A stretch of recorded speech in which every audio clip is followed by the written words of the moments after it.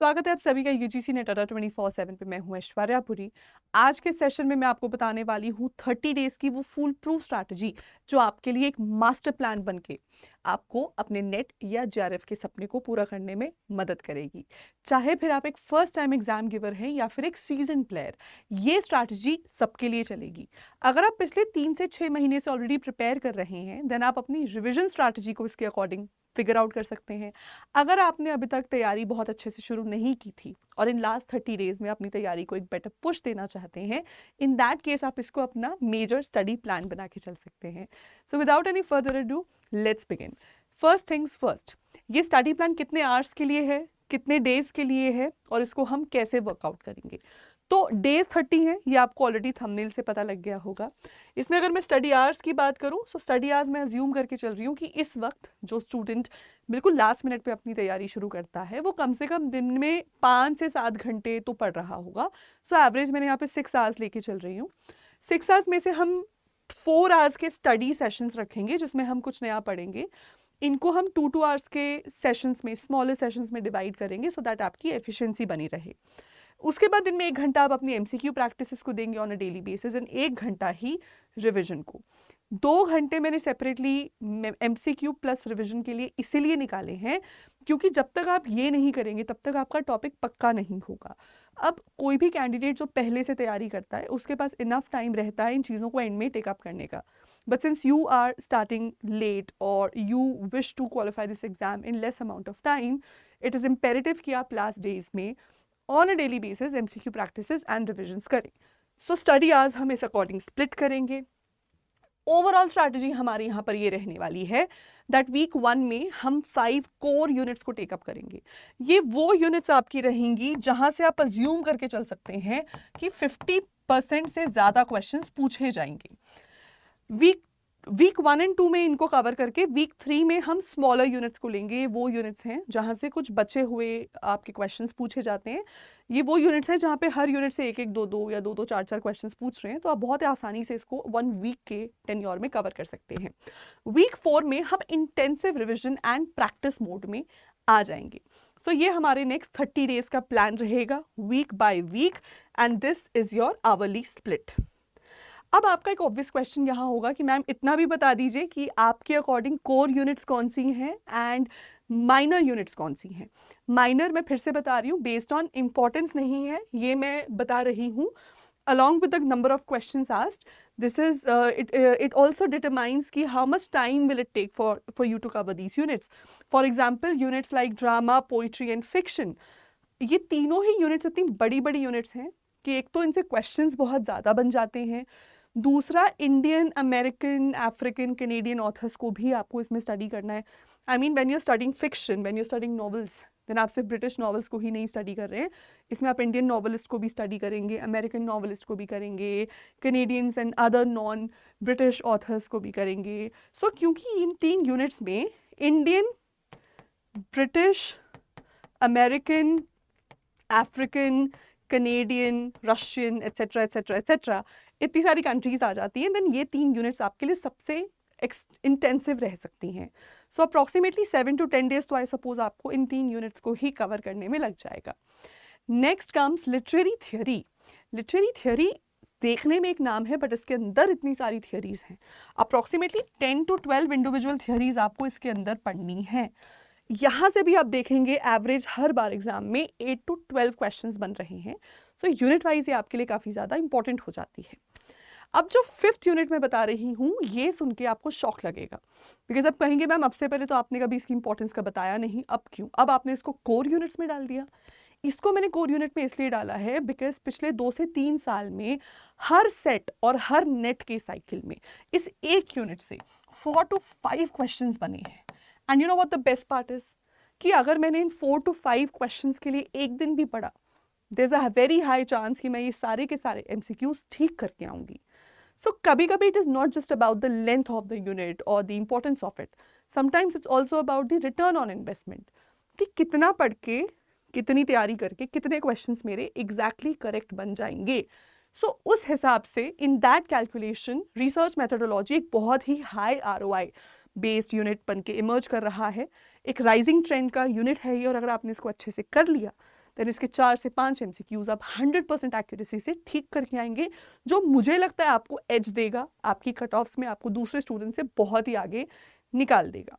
तो ये आपकी वो 5 यूनिट्स हैं जिनको कवर करने में आपको 14 to 15 डेज का टाइम लग सकता है, इसलिए मैंने वीक 1 एंड वीक 2 इनको डेडिकेट किए हैं।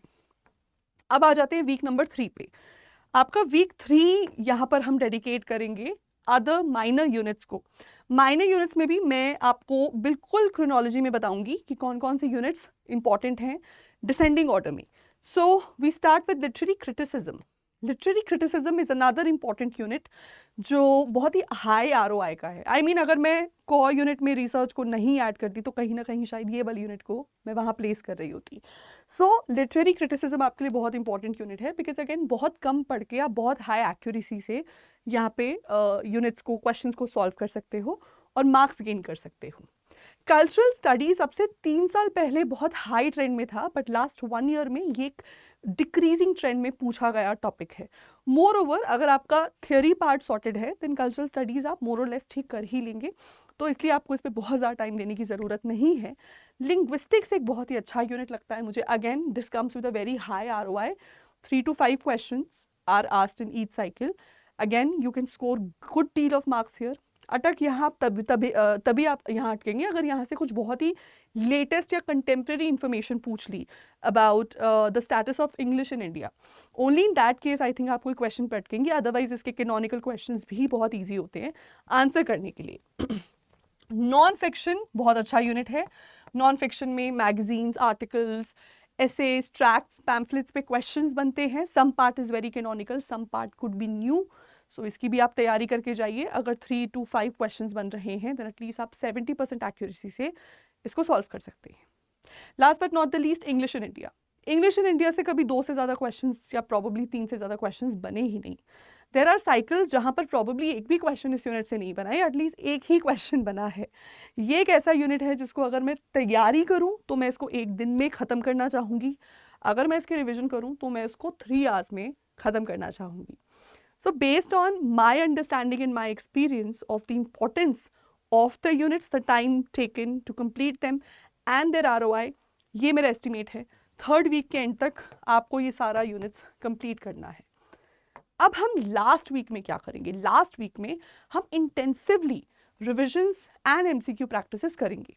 MCQ प्रैक्टिसेस आप डेली बेसिस पे एनीवे कर ही रहे हैं।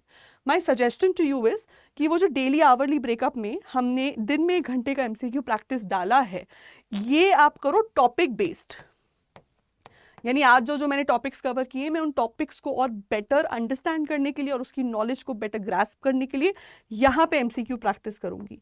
लेकिन फाइनल वीक का MCQ प्रैक्टिस ऐसा नहीं होगा, ये बहुत अलग होगा। अलग ही ऐसे होगा कि यहाँ पर मैं टॉपिक ना प्रिपेयर करके टाइप्स ऑफ क्वेश्चंस को प्रिपेयर करूंगी। इसका क्या मतलब है? देखिए, नेट का एग्जाम ना अब सिविल सर्विस के एग्जाम से कुछ कम नहीं रह गया है। I mean there was a time when people used to say civil services में क्वेश्चंस पता नहीं कैसे घुमा के पूछते हैं कि आती हुई चीज भी आप गलत कराते हो। पिछले 1 से 2 सालों में UGC नेट भी सिमिलर पैटर्न पे क्वेश्चंस पूछने लगा है, जहां पर नॉलेज होने से ज्यादा उस नॉलेज को अप्लाई कर पाना स्टूडेंट के लिए चैलेंज बन गया है। तो उस चैलेंज को ओवरकम करने के लिए ज़रूरत है कि आपके पास सिर्फ नॉलेज ही ना हो, बल्कि नॉलेज के साथ साथ उस नॉलेज की एप्लीकेशन के बेटर टूल्स एंड स्ट्रैटेजीज भी हों। उन स्ट्रैटेजीज को अडॉप्ट करने के लिए आपको ज़रूरत है उस पैटर्न को समझने की जिस पैटर्न पे हमारा क्वेश्चन पेपर बन रहा है। अब क्वेश्चन पेपर आज की तारीख में लार्जली 3 टाइप्स ऑफ क्वेश्चन से डोमिनेटेड है। The first is of course the chronology MCQs। पिछले 2 सालों का आप रिकॉर्ड उठा लीजिए, हर पेपर में 25 to 30 MCQs are being asked in the form of chronology pattern. Next comes statement based MCQs. Approximately 12 to 18 MCQs are being asked in the statement based way, जहाँ पर multiple statements होंगे and you have to find the right code कि कितनी statements correct हैं, कितनी incorrect हैं. And then finally there is the match the column. Match the column her cycle में 10 to 15 MCQs are being asked.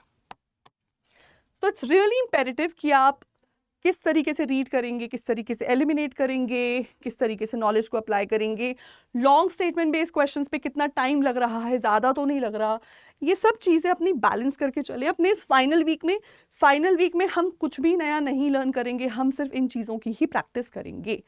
अब इन चीज़ों की प्रैक्टिस के लिए आपके पास right kind of resources and study material होना चाहिए।